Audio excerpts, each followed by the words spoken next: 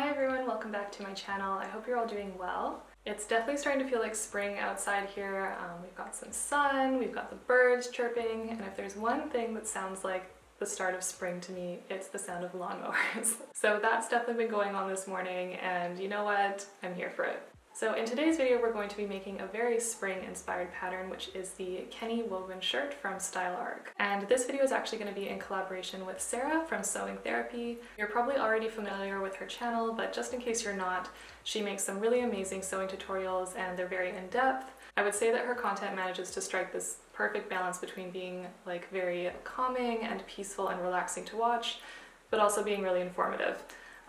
So I don't think I would have gotten through my Paper Theory Olia shirt without her video tutorial on it. Yeah, I just really struggled with that pattern and her tutorial definitely helped me out, so thank you, Sarah. She also runs a fabric store called 209 and I actually buy a lot of my fabrics there, so definitely go and check that out. I'll link it in the description box below. So Sarah has made her Kennie in a beautiful floral rayon from her shop. I'm going to insert some clips of it here so that you can see what hers looks like, and I'm also going to link to her video on screen and in the description box below so that you can go and watch hers as well, and also just check out her channel and subscribe if you're not already.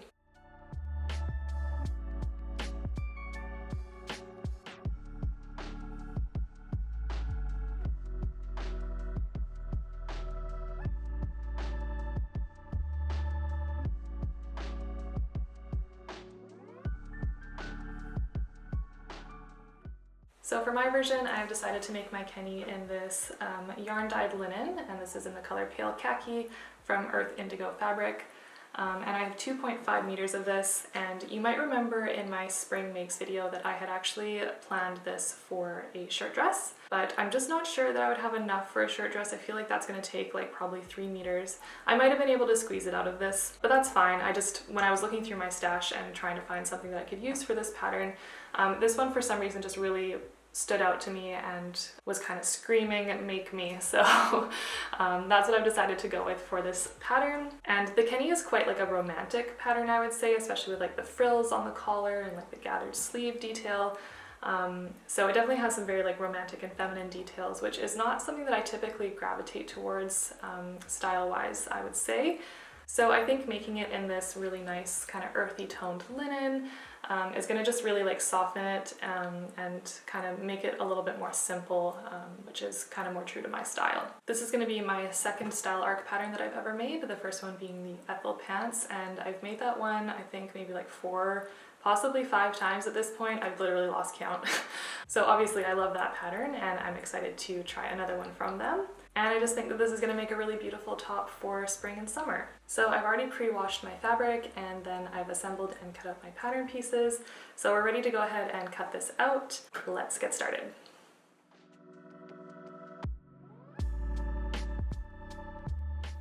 So I'm starting by laying out my fabric and giving it a good press because it was pretty wrinkly after the wash. For the size, I'm cutting a size 10. Their size chart puts me between a 10 and a 12, but the Ethel pants in a 12 were a bit big on me and I ended up sizing down to a 10 in those, so I'm going with that this time around. I also checked the finished garment measurements and the 10 should fit me with a good amount of room. This pattern goes up to an Australian size 30 with a bust measurement of 166 centimeters or 65 3/4 of an inch and a hip measurement of 168 centimeters or 66 1/8 of an inch. Now, the one thing about Style Arc patterns, which you will know if you've ever made one before, is that the instructions are very bare bones. So you don't get a multi-page instruction booklet with detailed steps and illustrations like you do with a lot of other patterns.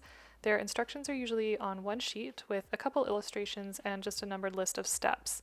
So if you're thinking of making one of their patterns, I would highly recommend that you have a bit of sewing experience prior and that you read through all of the instructions before starting so that you have a good idea of how it comes together. And also, I hope watching my video helps you with it too. So I'm starting with the bust darts on the front bodice pieces. I'm using a tracing wheel and some carbon transfer paper to mark the wrong sides of my fabric.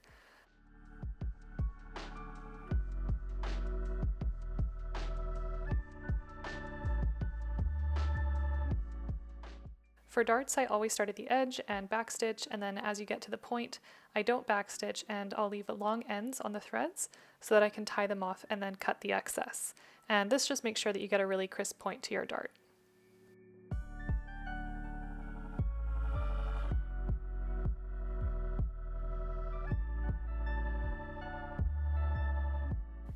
Next, I'm assembling the bodice by attaching the front pieces to the back at the shoulders and then serging those two seams together.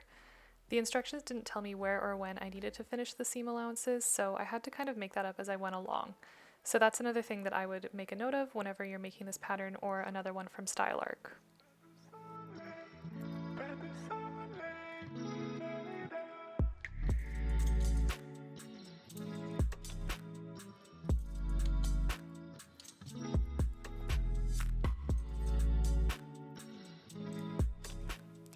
After each step, I'm pressing my seams. And one question I would love to know your answer to is, when you're sewing, do you leave your iron plugged in, or do you unplug it and plug it back in so that it's only on when you're using it?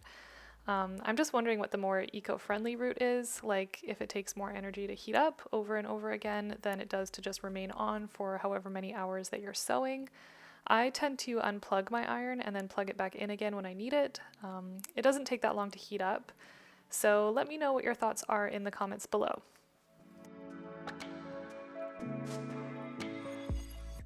Now that the bodice is assembled, it's time for the collar, and I decided to do the version with the optional frill.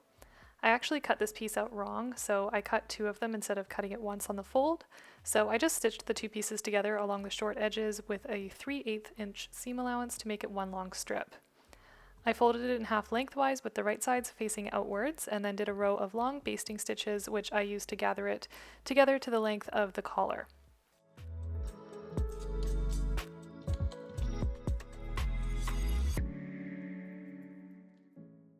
I matched it up to the end of one collar piece with right sides together and stitched it down, and then sandwiched the other collar piece on top and stitched through all of the layers.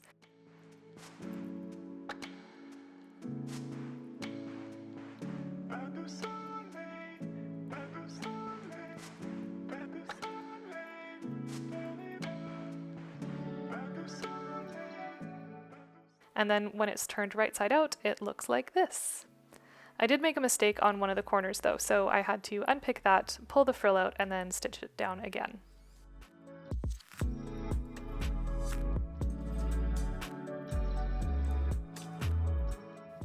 Okay, so at this point I had to attach the collar to the bodice neck, and I found this super confusing based on the instructions. This is where having Sarah's video published already really would have helped. What I ended up doing was pinning the collar right sides together along the neckline, but only stitching from the center fronts of the bodice to the shoulder seams. When I got to the shoulder seams, I stopped and only stitched the bottom side of the collar, or the undercollar, to the back neck. Then I clipped in at the shoulder seams so I could turn the neck seam up into the collar, folded the top collar piece under, and top stitched it down. I hope that makes sense. So this finishes the seam of the collar along the back neckline, whereas the collar seam on the front pieces will be hidden by the front facing. I'm not sure if this is what they wanted me to do or not, but it ended up working out pretty well. I'd recommend checking out Sarah's video to see how she did it as well.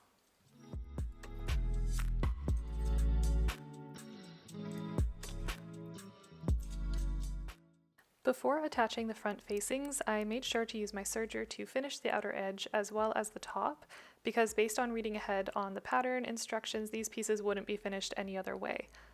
One thing I should also note is that I skipped the interfacing for this project. So I used interfacing on my linen Olia shirt, and for some reason I just don't like the feeling of some of the pieces being interfaced on linen while others aren't. And I know that it adds structure and reinforcement to a garment in specific areas, but I really wanted this top to be quite light and flowy, so I ended up just skipping the interfacing altogether, and I think it turned out exactly how I wanted it to. So the front facing pieces are attached right sides together to the front bodice pieces at the center front and the front neck, so you're sandwiching the collar between the bodice and the facing. Then when you turn the facing to the inside, the center front seam hides the front neck portion of the collar seam.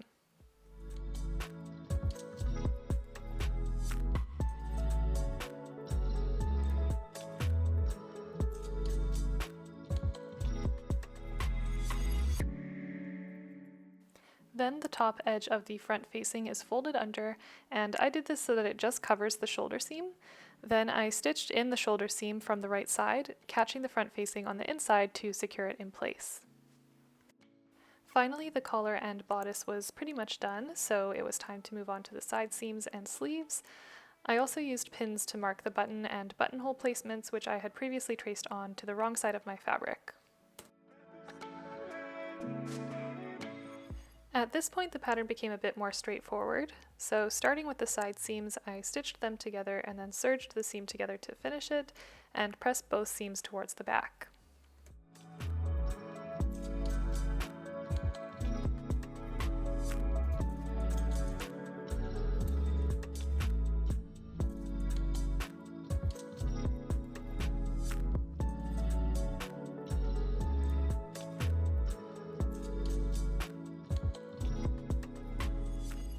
At the same time, I pressed up the hem of the shirt once by the seam allowance, and then I flipped the facing out to the right side on the bottom, keeping the bottom folded up, and stitched just along the edge of the fold. So that meant that when I turned the facing back to the inside, the hem was double folded and I could edge stitch it down, concealing the raw edge. This wasn't in the instructions. I think another way you could do this would just be to finish along the entire bottom edge of the shirt and just turn it up once and then edge stitch it down.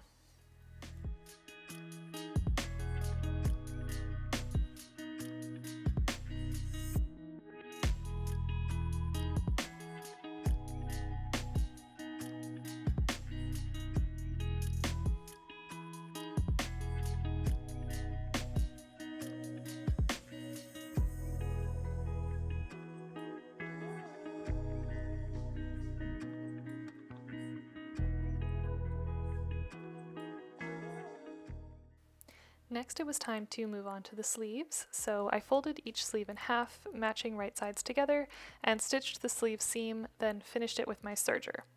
And then each sleeve could be fitted to the armhole, matching the right sides, and stitched in a circle to attach it to the bodice. This is where the notches are important, so I had transferred the notch indicating which curve of the sleeve was the front, but it was the one notch which I didn't transfer onto the bodice armhole. I just forgot. So my first sleeve went on fine. I was able to ease around the shoulder cap and fit it in place without any trouble. But then came the second sleeve, and I didn't realize that I had forgotten to turn that one right side out. So I ended up attaching it to my bodice with the wrong side out, and I did notice while I was trying to fit the sleeve that things weren't really matching up, and it was a little weird. So I should have clued in at that point, but because I didn't have that notch there, I just went ahead and stitched it anyway, thinking it would be fine. And I even serged the seam at the end and had to unpick all of that. And it wasn't the worst thing that could have happened, but I do find it easy in times like this to kind of be hard on myself and feel like I shouldn't be making these mistakes like this after so many years of sewing. It's just really frustrating, and I feel like I should know better. But I just have to remind myself that we're only human at the end of the day, and mistakes will happen, so you just have to unpick it and move on. And of course, just try to be more careful in the future.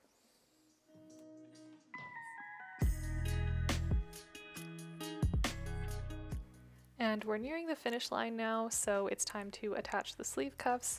And I didn't like the way this was done in the instructions, so I used my usual method, which I use for things like sleeve cuffs, as well as collars and waistbands, basically any kind of casing which caps off the edge of a garment. So I gathered the sleeves at the cuffs, then stitched each cuff to the sleeve with right sides together.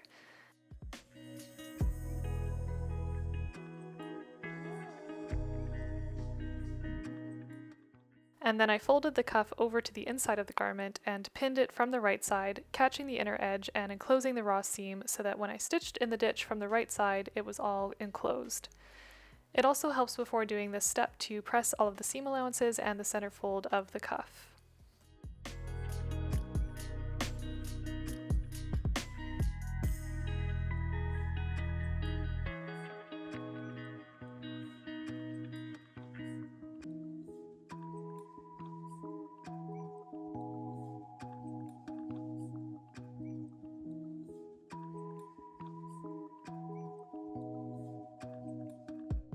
So the final step was to do the buttonholes and attach the buttons.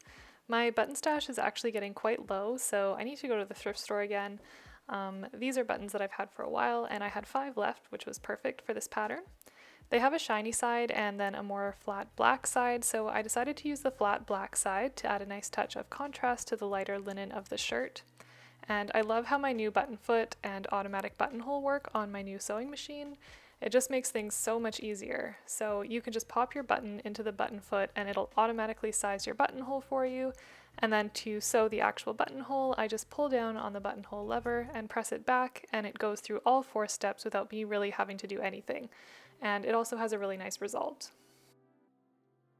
Then to open up my buttonholes, I fold them in half and do a small clip with my scissors, and then I use my seam ripper to open them the rest of the way, being really careful not to go over any of the stitches. And then I just sat down at the end to hand sew on the buttons, and I know I can probably use my machine to do this, but for some reason I find hand sewing really soothing as well as satisfying, and it just feels like a really nice way to end off a project.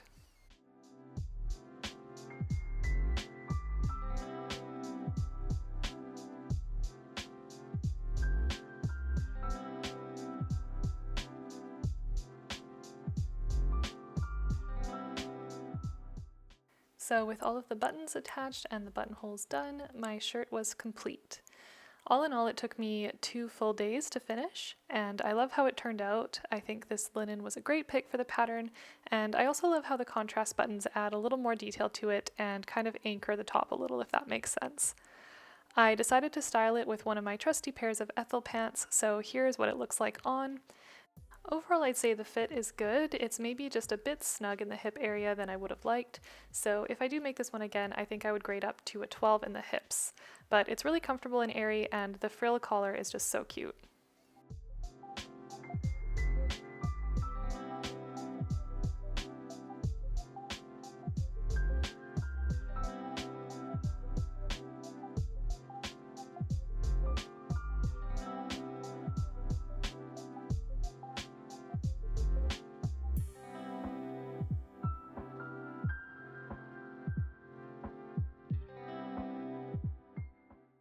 Anyway, that's it for this video. I hope you enjoyed watching it, and if you did, please don't forget to like it, and also subscribe to my channel if you'd like to see more in the future.